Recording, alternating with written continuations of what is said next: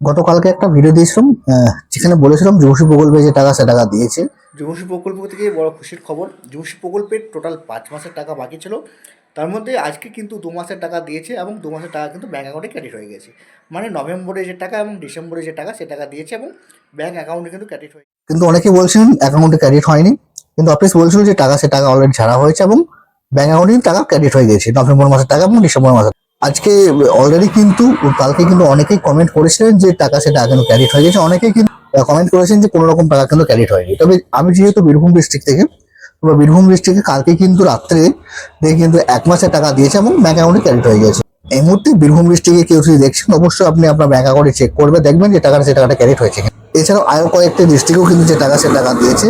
যেহেতু আমি কমেন্ট বক্সে চেক করছিলাম এবং কমেন্ট বক্সে চেক করছিলাম তখন দেখছিলাম অনেকগুলো ডিস্ট্রিক্টে কিন্তু যে টাকা সে টাকা দিয়ে, যাদের এখনো টাকা ক্রেডিট হয়নি তাদের টাকা আজকালের মধ্যে কিন্তু ক্রেডিট হয়ে যাবে। অফিস কিন্তু বলছে এবং 100% সেটা জেনুইন কথা, টাকা ছাড়া হয়েছে। তার মধ্যে অনেকেরই ব্যাঙ্ক অ্যাকাউন্টে ক্রেডিট হয়ে গেছে। কাল রাতে কিন্তু টাকাটা ক্রেডিট হতে শুরু করেছে। এর আগেও 13 তারিখ এবং আপনার 7 তারিখেও কিন্তু দিনের দিকে অনেকেরই টাকা ক্রেডিট হয়েছিল। বাকি যাদের ক্রেডিট হয়নি, কাল রাতে কিন্তু তাদের টাকা ক্রেডিট হতে শুরু করে দিয়েছে। তো অবশ্যই আপনারা আপনাদের ব্যাঙ্ক অ্যাকাউন্ট একবার চেক করবেন, দেখবেন সেখানে টাকাটা ক্রেডিট হয়েছে কিনা। কারণ কোনো রকম এসএমএস কিন্তু দিচ্ছে না, অনেক সময় ব্যাংক থেকেও এসএমএস দিচ্ছে না। এমপ্লয় ব্যাংক থেকে যে এসএমএসটি দিয়ে থাকে সেই এসএমএসটিও দিচ্ছে না, কিন্তু ডাইরেক্ট ব্যাঙ্ক অ্যাকাউন্ট টাকাটা ক্রেডিট হয়ে যায়। তো যারা যুবশ্রী প্রকল্পের 1500 টাকা করে পান, তারা একবার অ্যাকাউন্ট নাম্বারটি চেক করবেন, দেখবেন যে টাকাটি সেই টাকাটি ক্রেডিট হয়ে